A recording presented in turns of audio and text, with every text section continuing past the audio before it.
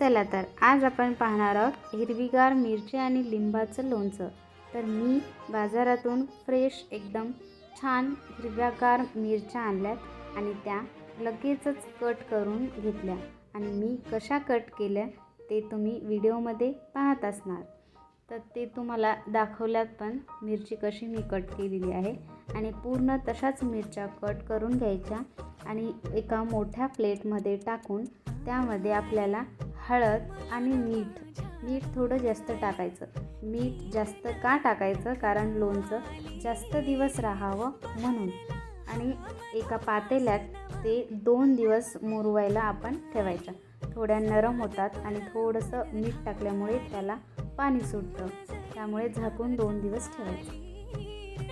आणि त्याच दिवशी आपल्याला लिंब पण आणायचे पिवळ्या कलरचे, त्यामध्ये मीठ आणि हळद टाकून 2 दिवस ते पण मुरवायला ठेवायचं वेगळं।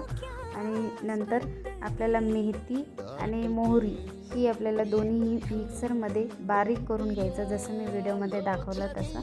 आणि दोन्ही मिक्स करून हे तिन्ही एकत्र फिरून घ्यायचं आपल्याला पातेल्यात किंवा मोठ्या पातेल्यात डब्यात असं। तर आपलं लोणचं तयार आहे। आवडलं असेल तर लाईक करा, शेअर करा, सबस्क्राईब करा आणि काही विचारायचं असलं तर तुम्ही कमेंटमध्ये विचारू शकता। तर व्हिडिओ पाहिल्याबद्दल खूप खूप धन्यवाद। थँक्यू।